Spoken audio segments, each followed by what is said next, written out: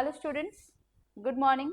मैं डॉक्टर डिम्पल कुमारी district education office Gopalganj के इस यूट्यूब चैनल पे आपका पुनः स्वागत करती हूँ, जहां आप मेरे साथ कल के जो टॉपिक पॉलिनेशन हम लोग पढ़े थे वहां उसको लेके हम आगे बढ़ेंगे और उसके आगे को देखने का, उसके आगे की सीरीज में श्रेणी में क्या क्या देखना है उसको हम देखेंगे।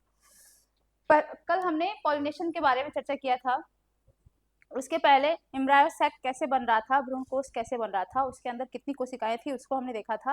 हमने देखा था कि जो टिपिकल एम्ब्रायो सैक होता है एंजियोस्पर्म का, उसमें 8 न्यूक्लियाई बनते हैं, 8 केंद्रक बनते हैं, जिसमें से 7 सेल के रूप में वो 8 केंद्रक अरेंज रहते हैं। यानी कि 7 सेल, 3 एंटीपोडल जो सेल्स थे, जो जिनको हम प्रतिवैशांत कहते थे, जो निभागीय सिरे पे थे, 3 एग एपेटिस कोशिकाएं थी जो माइक्रोपाइलर एंड पे थी, और बीच में एक सेंट्रल कोशिका थी जो जिसको हम केंद्रक सेंट्रल सेल कहते थे, उसमें 2 न्यूक्लियाई थे। तो 3 ऊपर, 3 नीचे, 3 3 6, एक बीच में एक कोशिका थी सेंट्रल सेल, वो 7 हो गई थी कोशिकाएं। लेकिन सेंट्रल सेल के अंदर 2 न्यूक्लियस थे, बाकी 3 सेल जो एंटीपोडल एंड पे थे और एंटीपोडल सेल्स में थे और माइक्रोपाइलर एंड पे एग एपेटिस में थे। तो 3 उसमें न्यूक्लियस, 3 इसमें न्यूक्लियस, 3 3 6 हो गए थे, बीच में 2 न्यूक्लियाई थे, तो 8। इस तरीके से हमने देखा था कि 8 न्यूक्लियस 7 सेल के रूप में अरेंज रहते हैं। इस तरीके से एक टिपिकल एंजियोस्पर्मिक एम्ब्रायो सैक की संरचना को हमने देखा था, जो 7 कोशिकीय और 8 केंद्रकीय होता है, यानी कि 8 न्यूक्लिएटेड होता है। उसके बाद से हमने पॉलिनेशन पे थोड़ी चर्चा की थी। जब मेल गैमेट और फीमेल गैमेट की फॉर्मेशन का हमने कहा था कि पूरा हो गया है, तो उसको मिलाने का एक कोई होना चाहिए कि मेल गैमेट भी बना, फीमेल गैमेट भी बना, उसको साथ में लेके आना है।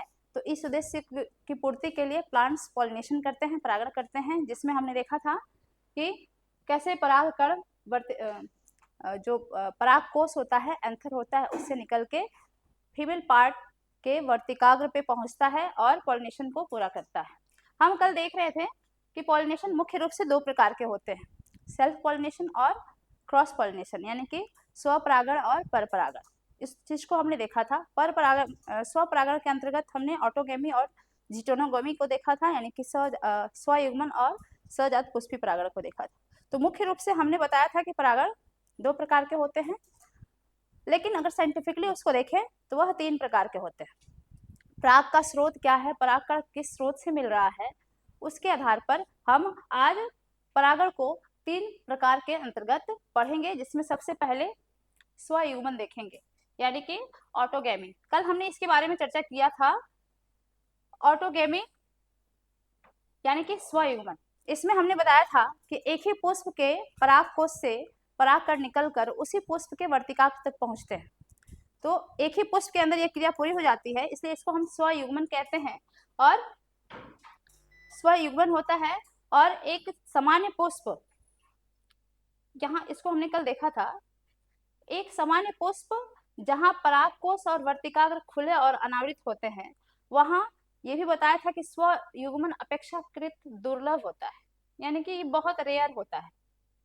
कल हमने जो ये डायग्राम बनाया था, ऐसे फीमेल पार्ट और मेल पार्ट को जो दिखाया था, एक मिनट,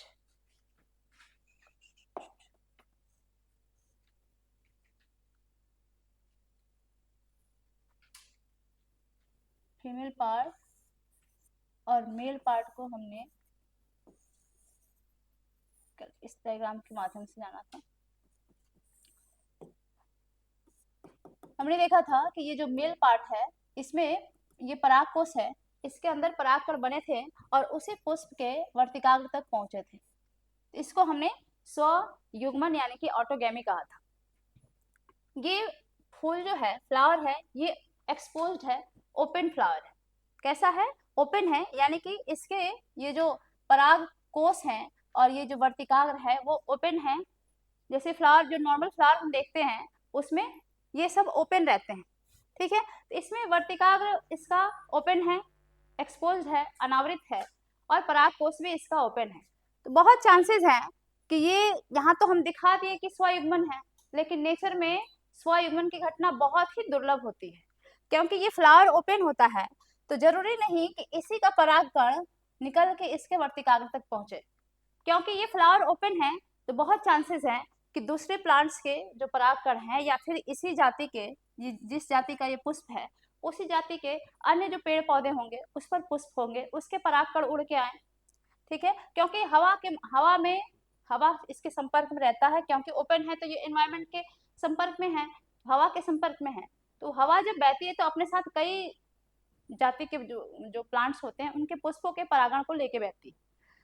तो ये परागकण कहीं दूसरे प्लांट्स के परागकण आए, इसी जाति के आए, वही परागकण यहाँ पे आ सकते हैं, वो भी परागकण यहाँ आ सकते हैं। इस जाति का खुद के इस प्लांट का, इस फ्लावर का ही जो परागकोश से परागकण निकला है वो भी आ सकता है, या फिर दूसरी जाति के भी परागकण आ सकते हैं, या फिर ये जिस प्लांट पे है ये फ्लावर उसी प्लांट के अन्य फ्लावर से भी परागकण निकल के इस फ्लावर के वर्तिकाग्र तक आ सकते हैं।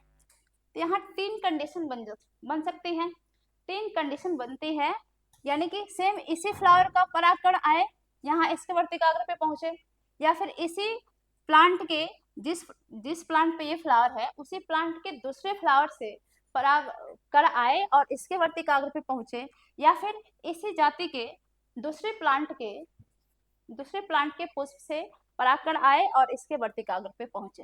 अब ये सारा इसकी जवाबदेही है, इसकी जिम्मेदारी है इस वर्तिकाग्र की, वो किसको सेलेक्ट करता है, यह वर्तिकाग्र किस परागकण को सेलेक्ट करता है और किस परागकण को यह अनुमति देता है कि वह जर्मिनेट करे और फर्टिलाइजेशन की क्रिया को आगे जाके संपन्न कराए। तो यहाँ इसके पास चॉइस है, फीमेल पार्ट के पास क्या सेलेक्ट करे। तो ये फीमेल जो है, जो वर्तिकाग्र है, वो बेस्ट ऑफ बेस्ट परागकण को सेलेक्ट करेगा, जो सबसे बेस्ट परागकण है उसी को सेलेक्ट करेगा। तो सबसे बेस्ट कौन होगा, इस फ्लावर का जो परागकण आया है उसमें जो जेनेटिक कंपोजिशन होगा सेम होगा। ठीक है, इसी प्लांट के दूसरे फ्लावर से जो परागकण आया है उसका भी जेनेटिक कंपोजिशन सेम होगा। लेकिन ये जो तीसरा परागकण है जो किसी दूसरे प्लांट के फ्लावर से आया है लेकिन इसी की जाति का है, वह इसके लिए जेनेटिकली डिफरेंट होगा, यानी कि वेरिड होगा। ठीक है, तो ये वो उसके लिए बेस्ट होगा, जो इसी जाति के दूसरे प्लांट से आया है उसके लिए यह बेस्ट होगा। इसलिए क्या होता है ना कि जो फीमेल होती है वर्तिकाग्र होता है, ऐसे परागकण को सिलेक्ट करता है जो जेनेटिकली वेरिड होते हैं, जो जेनेटिकली उससे अलग होते हैं, ताकि उनके जनरेशन में, उनके आगे आने वाली पीढ़ी में आनुवंशिक विविधता बनी रहे। इसलिए फ्लावर्स चाहे प्लांट्स क्या करते हैं, वो जेनेटिकली वेरिड चीजों को सिलेक्ट करते हैं। तो यहाँ पे बहुत चांस है कि वह जेनेटिकली वेरिड परागकण को सेलेक्ट करे और उसके जर्मिनेशन को प्रमोट करे। इसलिए नेचर में जो स्वयुग्मन की घटना होती है, स्वयुग्मन यानी कि ऑटोगेमी, वह बहुत दुर्लभ होती है, रेयर होती है। अब क्या क्या कंडीशन हो सकता है जिसमें स्वगैमी हो, उसकी चर्चा हम करेंगे। फिलहाल इतना ये जानना था कि ऑटोगैमी जो होती है वह बहुत ही दुर्लभ घटना होती है और ऑटोगैमी अक्सर ओपन फ्लावर में नहीं परफॉर्म की जाती है।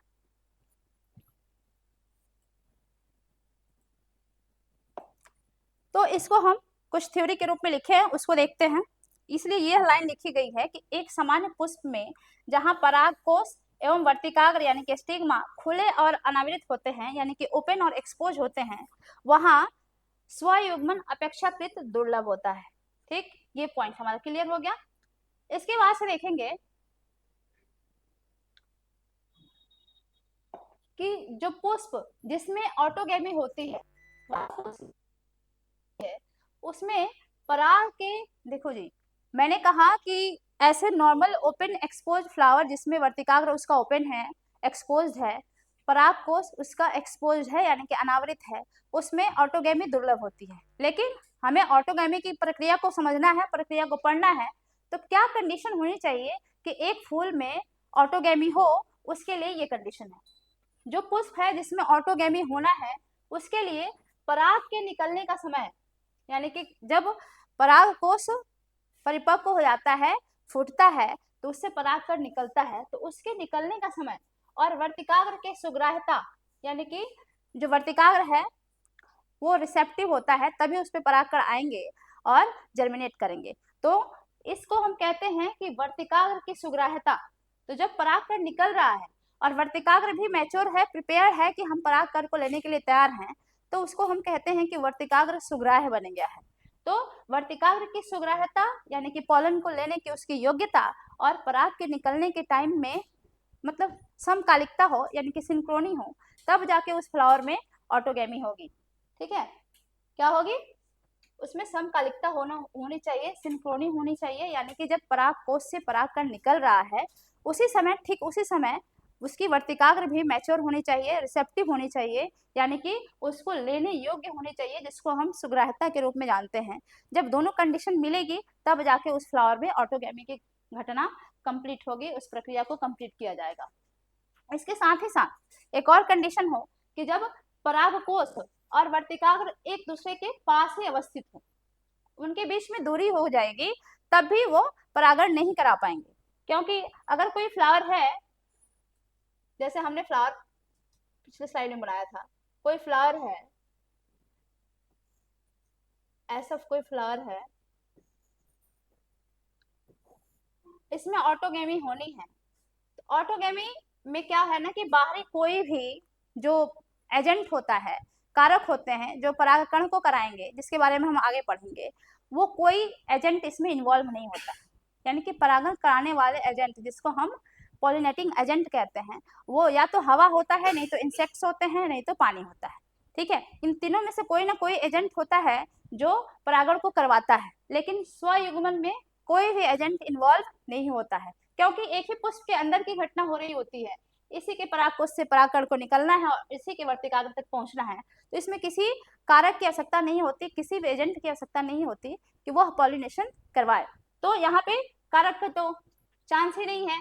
तो यहाँ पे करना क्या है कि इसकी स्थिति एक जैसे, मतलब इतने ये पास में हो कि यहाँ से परागकण निकले और इनके वर्तिकाग्र तक पहुंच जाए। तो एक कंडीशन ये भी होनी चाहिए, अगर पुष्प में ऑटोगैमी होनी है तो एक कंडीशन ये भी होनी चाहिए कि वह जो एंथर है और जो वर्तिकाग्र है, यानी कि जो पिस्टिल का वर्तिकाग्र है, उसके बीच ज्यादा दूरी ना हो, उनका पोजीशन ऐसे हो, वो एक दूसरे के इतने पास हो कि आराम से परागकण निकले परागकोश से और वर्तिकाग्र पे आ जाए, तब जाके वहां पे स्वयुग्मन संभव हो पाएगा। क्योंकि इस प्रक्रिया में कोई पॉलिनेटिंग एजेंट यूज नहीं होता है, इसलिए इन दोनों को साथ में रहना, साथ में एक दूसरे के पास में स्थित होना आवश्यक होता है। ये जो ऑटोगैमी की क्रिया है वह बाइसेक्सुअल फ्लावर में संपन्न हो सकती है, बाइसेक्सुअल फ्लावर में ही संपन्न हो सकती है। जैसे बाइसेक्सुअल फ्लावर यानी कि द्विलिंगी जो फ्लावर होता है, द्विलिंगी पुष्प होता है, यानी कि ऐसा पुष्प जिसमें नर भाग और मादा भाग दोनों हो। जब नर और मादा भाग दोनों होंगे तभी तो वो स्वयुग्मन करेंगे, इसके लिए बाइसेक्सुअल होना जरूरी होती है, ये भी एक कंडीशन होता है। ठीक, तो ये 2-3 कंडीशंस होंगी किसी फ्लावर की, तब जाके उसमें ऑटोगैमी होगी, यानी कि स्वयुग्मन की क्रिया संपन्न होगी। स्वयुग्मन के बाद से हम दूसरे प्रकार पे जाएंगे, जिसको हम जिटोनोगेमी के नाम से जानते हैं।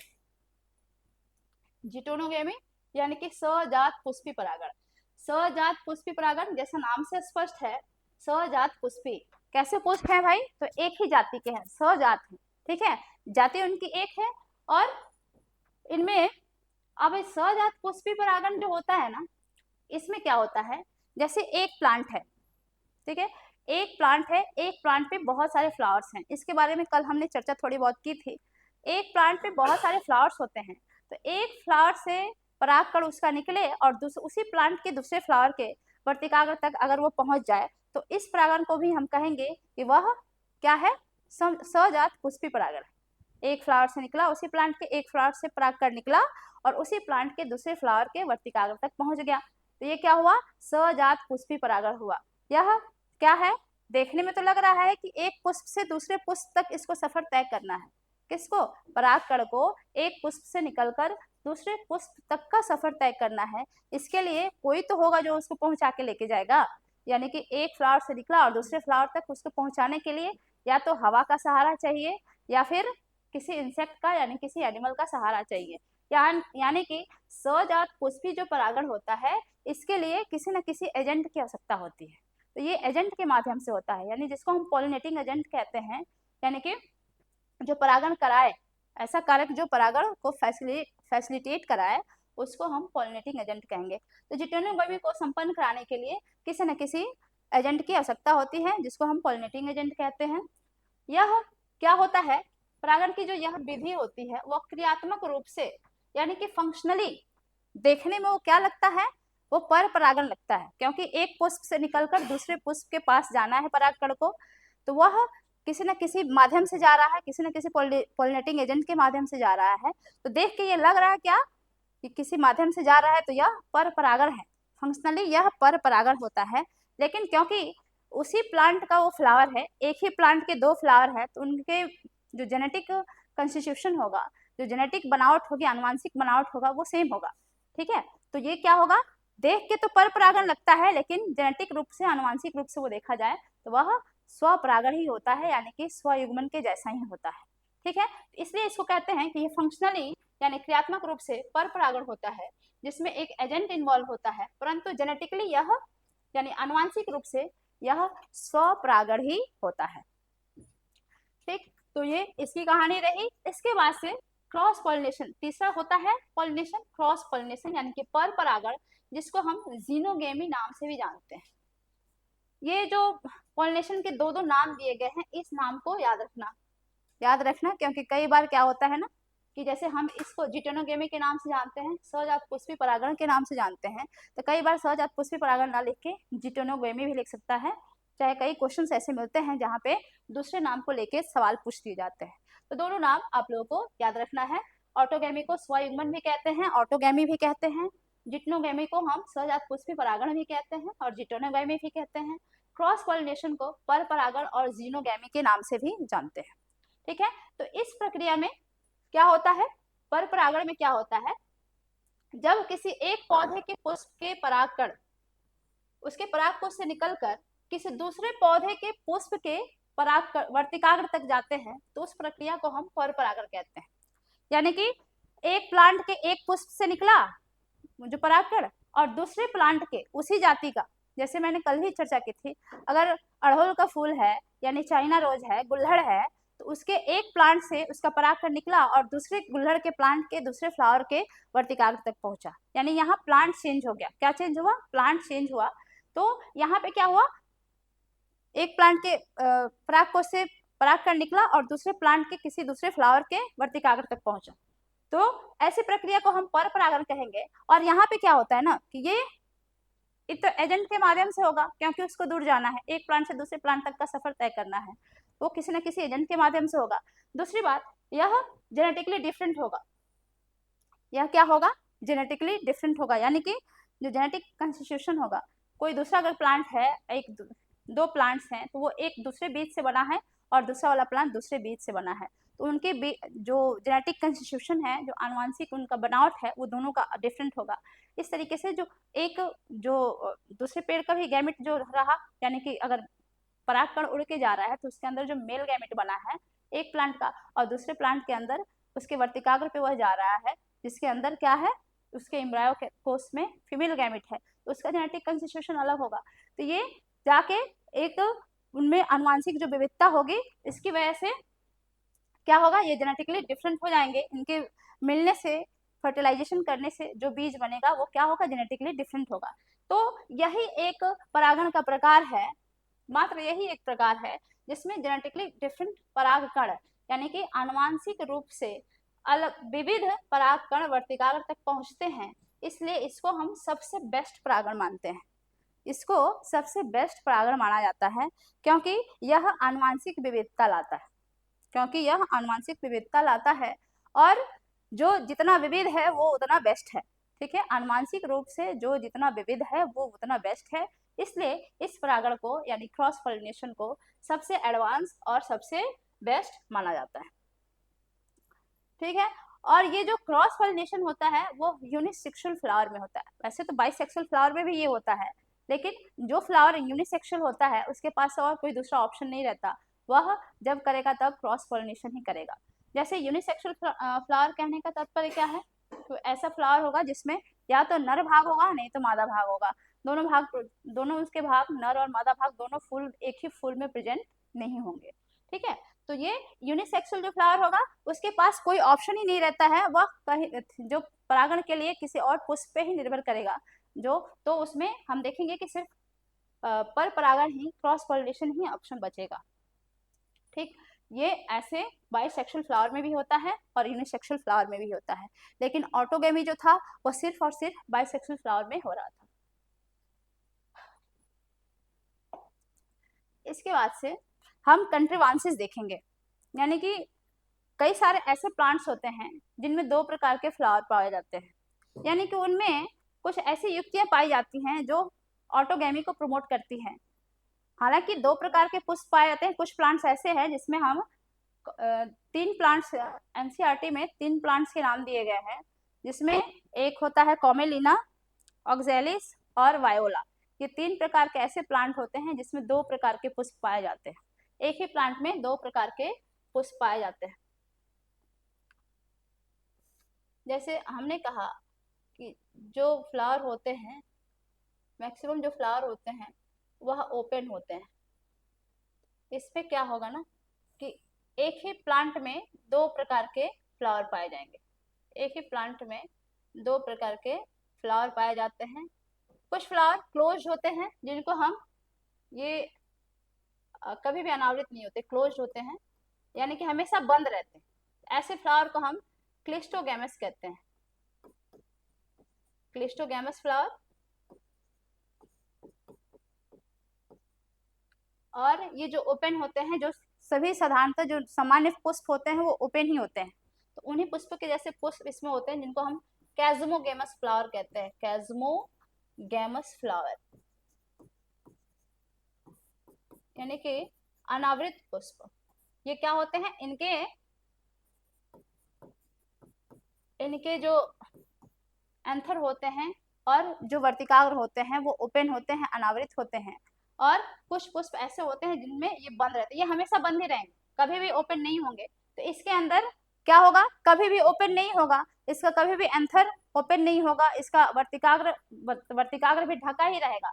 तो इसके पास तो कोई ऑप्शन नहीं है कि बाहरी परागकण इसका आए और इसके वर्तिकाग्र पे बैठे। तो यहाँ पे तो सिर्फ और सिर्फ ऑटोगैमी ही संभव है, स्वयुग्मन ही संभव है। लेकिन ये ओपन है तो क्या होता है, ओपन है तो ये बाहरी परागकण के संपर्क में आता है, इसका परागकण इसके वर्तिकाग्र तक पहुंचे तो ठीक, नहीं तो ओपन है तो दूसरे परागकण भी आएंगे और इसका पॉलिनेशन करा जाएंगे। तो इन 2 पुष्पों के बारे में हम थोड़ा देख लेते हैं। ये जो कॉमेलिना, ऑक्जेलिस और वायोला हमने नाम रखा, इन तीनों प्लांट्स में 2 प्रकार के पुष्प पाए जाते हैं। जो कैज़्मोगेमस फ्लावर होते हैं वह अन्य प्रजातियों के पुष्पों के समान ही होते हैं, यानी कि जो नॉर्मल हम जो फ्लावर देखते हैं कहीं जो ओपन होते हैं उसके समान होते हैं, जबकि जिसमें जो ओपन होते हैं उनके परागकोश तथा वर्तिकाग्र जो होते हैं वो एक्सपोज होते हैं, यानी कि अनावृत होते हैं। इनमें स्वपरागण तथा परपरागण दोनों होता है, क्योंकि ये ओपन है तो क्या हुआ, अगर बाहर से परागकण आया तो ठीक है, इसके वर्तिकाग्र पे पहुंचा तो ये क्या कराया, परपरागण करा लिया। अगर नहीं पहुंचता है किसी कारणवश, क्योंकि इसको किसके ऊपर डिपेंड करना है, हवा या एनिमल्स के ऊपर ही डिपेंड करना है। दूसरे प्लांट से अगर परागण चाहिए तो किसी न किसी एजेंट के माध्यम से ही वो आएगा, तो ये दूसरे एजेंट पर निर्भर करेंगे। आया तो ठीक, इसमें परपरागण हो गया, अगर नहीं आया तो ये स्वपरागण कर लेते हैं। तो इस फ्लावर में दोनों कंडीशन देखने को मिलती है, जबकि जो क्लोज्ड होते हैं उनमें एक ही कंडीशन है, वहां पे सिर्फ और सिर्फ स्वयुग्मन यानी कि स्वपरागण ही हो सकता है। ठीक है, तो ये दोनों कंडीशन इस फ्लावर के लिए। इसके बाद से क्लेस्टोगेमस के फ्लावर्स के जो कुछ गुण होते हैं उसको देख लीजिए। क्लेस्टोगेमस फ्लावर को हम अनुन्मिल्य परागणी पुष्प भी कहते हैं, और कैज़्मोगेमस फ्लावर को जो सामान्य पुष्प होते हैं, इन कैज़्मोगेमस फ्लावर को हम उन्मिल परागणी पुष्प कहते हैं। ठीक है, ये जो क्लेस्टोगेमस फ्लावर होते हैं, जो क्लोज्ड फ्लावर भी कहे जाते हैं, क्लोज्ड फ्लावर भी कहे जाते हैं, यह पुष्प कभी भी एक्सपोज नहीं होते, यानी कि खुलते नहीं हैं, इनके सारे पार्ट्स ऐसे ही बंद पड़े रहते हैं। इस प्रकार के पुष्पों में परागकोश और वर्तिकाग्र एक दूसरे के बिल्कुल नजदीक होते हैं, एक दूसरे के बिल्कुल नजदीक होते हैं, और इनमें सदैव ऑटोगैमी की ही प्रक्रिया संपन्न होती है। मैंने ऑटोगैमी के लिए जो युक्तियां बताई थी, जिसमें ऑटोगैमी किस कंडीशन में किसी फ्लावर में हो सकता है, उसमें हमने कहा था कि वर्तिकाग्र और उसके परागकोश की जो पोजीशन होनी चाहिए वो पास पास होनी चाहिए, वो एक दूसरे के इतने पास हों कि आराम से बिना किसी माध्यम के उनका परागकण उसके वर्तिकाग्र पे पहुंच जाए। तो ये वाली कंडीशन इसमें फुलफिल होती है, इसके वर्तिकाग्र और परागकोश एक दूसरे के पास में होते हैं, जिसकी वजह से इसमें ऑटोगैमी देखने को मिलता है। ये तो हो गया। यानी कि आगे हम इसकी चर्चा करें तो देखेंगे कि जो ये ऐसे, अच्छा पहले इसका हम फिगर थोड़ा देख लेते हैं। ये कॉमेलिना पुष्प है जो एनसीईआरटी की बुक में भी इसको दिखाया गया है। इसमें 2 प्रकार के फ्लावर हैं। ये जो फ्लावर है वो ओपन है, ये भी ओपन फ्लावर है, और ये सारे क्लोज फ्लावर हैं। ये सभी क्लोज फ्लावर हैं जो कभी भी ओपन नहीं होते हैं, यानी कि क्लेस्टोगेमस फ्लावर, यानी कि अनुन्मिल्य ये पुष्प हैं। ये केस्मोगेमस यानी कि उन्मिल्य पुष्पी परागण है। ये है ऑक्जेलिक्स, ये ऑक्जेलिक्स का फ्लावर है जिसमें ओपन फ्लावर ऐसा होता है जो नॉर्मल फ्लावर्स की तरह दिखता है, और जो क्लोज फ्लावर होते हैं वो ऐसे होते हैं जो हमेशा बंद रहते हैं। ठीक, उसके बाद से वायोला है। 3 प्रजाति के पुष्पों की चर्चा की गई है। वायोला है जो ऐसा, इसका ओपन फ्लावर जो होता है ऐसा दिखता है, और जो क्लोज होता है वो ऐसा दिखता है। ये जो इसके क्लोज फ्लावर होते हैं वो अंडरग्राउंड भी रहते हैं। ठीक, ये हमेशा क्लोज ही रहते हैं, और ओपन रहते हैं तो ऐसे होते हैं। तो ये ऐसे प्लांट्स हैं जिनमें दोनों स्थिति देखने को मिलती है, यानी दोनों प्रकार के फ्लावर होते हैं जिसकी वजह से स्वयुग्मन और पर परागण दोनों देखने को मिलता है। अब जो अनुन्मिल्य परागणिक पुष्प होते हैं, यानी कि जो क्लेस्टोगेमस फ्लावर होते हैं जो क्लोज होते हैं, उसमें क्या होता है ना कि इनको ये सुनिश्चित रूप से बीज पैदा करते हैं, यानी कि कोई ऐसी कंडीशन ही नहीं बनेगी कि इसमें परागण ना हो। परागण तो होगा ही, क्योंकि ये बंद है तो इनका परागकण जो बनेगा परागकोश के अंदर, इनके वर्तिकाग्र तक तो जाएगा ही जाएगा, यानी कि पॉलिनेशन तो होगी ही होगी। पॉलिनेशन होगी तो जाके फर्टिलाइजेशन भी होगा, यानी कि बीज का बनना एकदम से निश्चित होता है। वैसे पौधे जिनमें क्लिस्टोगेमस फ्लावर होते हैं, यानी कि अनुन्मिल्य फ्लावर होते हैं, उनमें क्या होता है ना कि बीज निश्चित रूप से बनता है। हालांकि बीज तो बन जाता है लेकिन उसके अपने घाटे हैं, इसमें उसकी कोई फायदा मतलब नुकसान ही होता है उसका। क्यों? क्योंकि उसमें जेनेटिक डाइवर्सिटी खत्म होते जाती है, यानी कि आनुवांशिक जो विविधता होती है वह एक पीढ़ी से दूसरी पीढ़ी तक खत्म हो जाती है। ठीक है, कम होते जाती है। इसको अच्छा नहीं माना जाता है, लेकिन अगर बीज बनने के मकसद से देखा जाए, उसके नजरिए से देखा जाए, इसमें बीज बन जाते हैं क्योंकि पॉलिनेशन इनका संपन्न होता है। ठीक, उसके बाद से कुछ इसके जो स्वपरागण होते हैं इसके कुछ फायदे हैं, उस फायदों को भी हम देख लेते हैं। उसके बाद से इसके क्या क्या नुकसान हैं उसको भी हम देखेंगे। उसके बाद से दूसरे प्रकार के हम परागण की चर्चा करेंगे। सबसे पहले स्वपरागण जिस पुष्प में होता है उसके आखिर फायदे क्या होते हैं, उसके फायदे क्या होते हैं वो देखना है। इनमें क्या होता है ना कि कई बार जैसे परागण होता है तो कई बार जो एजेंट के माध्यम से परागण होते हैं ना, तो उसमें देखने को मिलता है कोई अगर विंड के भरोसे बैठा है, कोई अगर एनिमल्स के भरोसे बैठा है, तो कई बार उनके लिए ये फेवरेबल नहीं होता कि उन तक मतलब हर कंडीशन में अगर वो विंड के भरोसे बैठा है तो पहुंच ही जाएगा, यानी परागकण उसके पास पहुंच ही जाएगा, उसके वर्तिकाग्र के पास पहुंच ही जाएगा, ऐसा निश्चित नहीं होता है। लेकिन जिन पुष्पों में स्वपरागण होता है उसमें ये रिस्क नहीं रहता, उनके पास 100% चांसेस रहते हैं कि उनका परागकण आएगा और उनके वर्तिकाग्र पे जाएगा और पॉलिनेशन को कंप्लीट कराएगा, यानी कि इनके पास परागण के चांसेस ज्यादा होते हैं। जो पर परागण देखते हैं उन फ्लावर्स के अपेक्षा इन फ्लावर्स में परागण के चांसेस ज्यादा होते हैं। हालांकि मैंने ये कहा था कि स्वयुग्मन बहुत दुर्लभ होता है, उस कंडीशन में कहा था क्योंकि ओपन फ्लावर है तो वो जो स्टिग्मा पे 2-3 प्रकार के परागकण आएंगे तो उसमें स्टिग्मा क्या करेगा, बेस्ट परागकण को चुनेगा, यानी कि पॉलिनेशन तो होगा, बेस्ट से हो चाहे अपने से काम चलाए, पॉलिनेशन तो होगा लेकिन बेस्ट ऑफ बेस्ट चुनता है। इस वजह से हम कहे थे कि स्वयुग्मन कम होता है। लेकिन यहाँ पे ऐसी स्थिति कभी नहीं आएगी कि परागण ना हो, तो इसमें स्वपरागण के चांसेस ज्यादा होते हैं। जिन फ्लावर में सेल्फ पॉलिनेशन होता है उसमें चांसेस परागण के ज्यादा रहते हैं। स्वपरागण जाति की शुद्धता को यानी प्योरिटी को मेंटेन करता है और मिक्सिंग को अवॉइड करता है।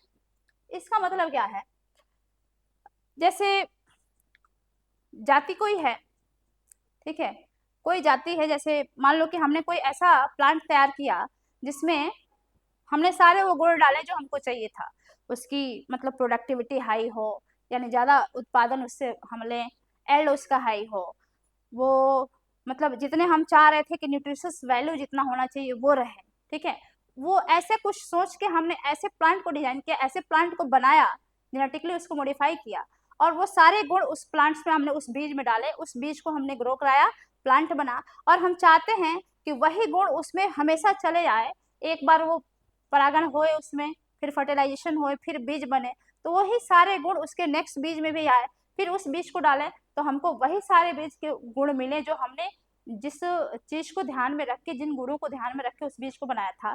तो नेक्स्ट जनरेशन तक, जनरेशन पीढ़ी दर पीढ़ी हमको वही गुण उस बीज से चाहिए होगा। तो इसके लिए सेल्फ पॉलिनेशन बेस्ट है, क्योंकि वो सेल्फ पॉलिनेशन के द्वारा ही उस प्योरिटी को मेंटेन किया जाता है। यानी कि जिस गुण को हमने उस बीज में डाला था, वह गुण पीढ़ी दर पीढ़ी सिर्फ सेल्फ पॉलिनेशन से ही जा सकती है। यानी कि उसमें सेल्फ पॉलिनेशन में क्या है, जो परागकण बना उसके अंदर जो मेल गैमेट बना, उसका जेनेटिक कंपोजिशन वही रह जाता है। फिर उसी प्लांट के जो एम्ब्रायोकस है उसमें फीमेल गैमेट बना, उसमें भी वही जेनेटिक कंपोजिशन होगा और दोनों एक दूसरे से मिलेंगे, फर्टिलाइजेशन की क्रिया होगी, तो उनका जेनेटिक कंपोजिशन जो है वैसे ही हमेशा मेंटेन रहेगा। अगर कोई दूसरे प्लांट से परागकण आता या फिर दूसरे प्लांट का कोई वर्तिकाग्र पे इस प्लांट का परागकण जाता, तो क्या होता है, जीन की मिक्सिंग हो जाती। दूसरे प्लांट से आते तो जीन मिक्स होते हैं, इनमें नए जीन आ जाते, लेकिन यहाँ पे क्या है, इसी प्लांट का दोनों गैमेट रहेगा, तो इनमें जीन की शुद्धता बनी रहेगी, जो जीन थे वही रहेंगे, उसी को हम प्योरिटी कहते हैं। मिक्सिंग जीन की नहीं होगी, ठीक है। तो इस परागण में क्या होता है, रेस यानी जाति की शुद्धता को मेंटेन किया जाता है और मिक्सिंग को अवॉइड किया जाता है, यानी कि जीन की मिक्सिंग इसमें नहीं होती है, ठीक। इसके बाद से इस परागण में पौधों को ज्यादा परागकण का उत्पादन नहीं करना पड़ता है, यानी परागकण की बर्बादी नहीं होती है। देखो जी, जिन पौधों में स्वपरागण होता है, उनमें जितने भी परागण बनेंगे वह अपने वर्तिका उस प्लांट के फ्लावर के वर्तिका तक पहुंचेंगे और कम से कम बनाते हैं और उन्हीं से उनका काम चल जाता है, पॉलिनेशन हो जाती है।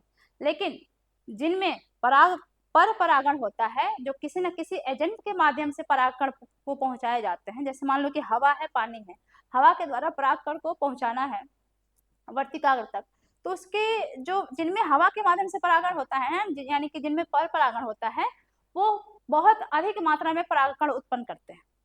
यानी कि वो बाई चांस घटना होती है, मान लो कि परागकण को उड़ के इधर जाना है, इधर कोई है, इस डायरेक्शन में परागकण को उड़ के जाना है इस डायरेक्शन में, और हवा चल रही है अपोजिट डायरेक्शन में, तो सारे परागकण को उड़ा के लेके चली जाएगी और इस परागकण को उधर पहुंचने में समय नहीं मिल पाया। अगर मान लो हवा चली रही है तो सारे को उड़ा के लेके चली जाएगी, तो इससे क्या होगा, पॉलन की बर्बादी होगी।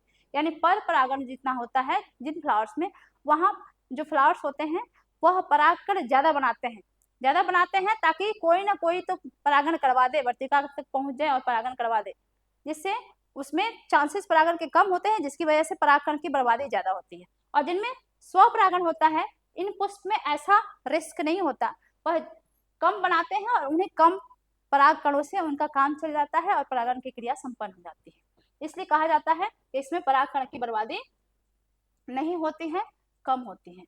स्वपरागण जिन पुष्पों में होता है, उनके पेटल्स कैसे होते हैं जी, पंखुड़ी जो होती है वह ज्यादा चमकदार या फिर ज्यादा कलरफुल, ज्यादा शोभी नहीं होती है, ज्यादा सुगंध युक्त नहीं होती, जिनमें स्वपरागण हो जाना है, यानी जिनका अपने से काम चला लेना है, किसी भी कंडीशन में एक ही पुष्प के परागकण जो होंगे उसी पुष्प के वर्तिकाग्र तक पहुंच जाएंगे, या फिर जिनमें स्वपरागण हो रहा है उनको क्या ही जरूरत है कि हम दूसरों को अट्रैक्ट करें। स्वपरागण के लिए किसी एजेंट की आवश्यकता नहीं होती है, मैं ये बार बार कह रही हूँ। स्वपरागण के लिए किसी भी एजेंट की, किसी भी बाहरी कारक की आवश्यकता नहीं होती है। तो बाहरी कारक की आवश्यकता नहीं है तो किसी को अट्रैक्ट करने की भी आवश्यकता नहीं है कि तुम आओ और मेरा काम कराओ, ठीक है, क्योंकि उनको कोई एजेंट नहीं चाहिए होते हैं, इसलिए ये ज्यादा, इनकी पंखुड़ियां ज्यादा चमकदार नहीं होती हैं, ज्यादा रंगीन नहीं होती हैं और ज्यादा सेंट भी नहीं होता है इनमें। जैसे हम लोग हैं, किसी फूल को देखते हैं ना तो ज्यादा कलर, ब्राइट कलर रहता है, ज्यादा चमकदार होते हैं, तो कहते हैं कि कितना अच्छा फूल है, आहा इसका सेंट कितना है। इससे क्या होता है, तो सेंट और जो उनकी चमक होती है फूलों की, वो अभिकारकों को अट्रैक्ट करने के लिए होती है, कारकों को अट्रैक्ट करने के लिए होती है, ताकि वह उसके परागण में उसको हेल्प करवाएं, ठीक है। और यहाँ पे ये सारी कंडीशंस नहीं होती, क्योंकि इनमें स्वपरागण होना है, किसी एजेंट को इन्वॉल्व नहीं होना है, किसी कारक को इन्वॉल्व नहीं होना है, इसलिए ये क्या करते हैं, ना ही ये फ्लावर सोई होते हैं, ना ही सेंट युक्त होते हैं, ठीक है। तो ये पॉलिनेटर्स को भी इनको अटैक नहीं करना होता है, इसलिए इनमें ना सोई होते हैं, ना पंखुड़ियां ज्यादा चमकदार होती है और ना ही ये सुगंध युक्त होते हैं। फिर इनके डिसएडवांटेज क्या है, ये तो एडवांटेज हमने देख लिए, अब इनके डिसएडवांटेज क्या है उसको देखते हैं। देखो जी, बार बार स्वपरागण करने की वजह से, बार बार स्वपरागण करने की वजह से इनमें इनब्रीडिंग डिप्रेशन हो जाता है। इनब्रीडिंग डिप्रेशन मतलब एक ही जेनेटिक लाइन, एक ही जो जेनेटिक कंस्टिट्यूशन रहता है वो पीढ़ी दर पीढ़ी बना रहता है, जिसकी वजह से कई जो जो डिजीज कारक हो सकते हैं, जो हानि करने वाले जेनेटिक गुण होते हैं वो दबे रहते हैं। कई जनरेशन तक एक ही गैमेट वो बार बार फ्यूज करते रहे, बार बार उनमें स्वपरागण होते रहे, तो वो क्या करते हैं ना कि वो बीमारी भी आगे आने वाले डिजीज जो होती हैं, जो किसी प्रोजेनी में दिखाई दे सकती हैं, प्रोजेनी की फिटनेस को प्रभावित कर सकती हैं, वो भी क्या होती हैं, विजिबल होने लगती हैं। इसलिए उनको कहा जाता है कि बार बार सेल्फ पॉलिनेशन करने से उसमें डिजीज इनब्रीडिंग डिप्रेशन होने लगता है, यानी कि उनके प्रोजेनी की फिटनेस में कमी आ जाती है। ये जो सेल्फ पॉलिनेशन है, इसके फलस्वरूप जितनी भी संतति उत्पन्न होती है वह पीढ़ी दर पीढ़ी कमजोर होने लगती हैं और नई जाति के इवॉल्व होने की संभावना एकदम से कम हो जाती है। ठीक है, क्योंकि सेम जीन जेनेटिक लाइन रहेगा, सेम जीन रहेंगे, इसलिए नई जाति के इवॉल्व होने की संभावना भी इसमें कम हो जाती है। तो ये कुछ इसके डिएडवांटेज हैं, यानी कि ये इसकी कुछ हानियां हैं जो सेल्फ पॉलिनेशन से जुड़ी हुई रहती हैं। इसके बाद से हम अभी तो हो गया, समय पूरा हो रहा है। कल के क्लास में हम पॉलिनेशन के पॉलिनेशन कराने के लिए कौन कौन से एजेंट होते हैं, किस किस पॉलिनेटिंग एजेंट की आवश्यकता पड़ती है कि वह क्रॉस पॉलिनेशन को कराएं और वो इन्वॉल्व होते हैं, उसके बारे में कल की क्लास में हम चर्चा करेंगे एजेंट्स ऑफ पॉलिनेशन के अंतर्गत। तब तक के लिए बाय, अपना ध्यान रखें, स्वस्थ रहें, पढ़ते रहें।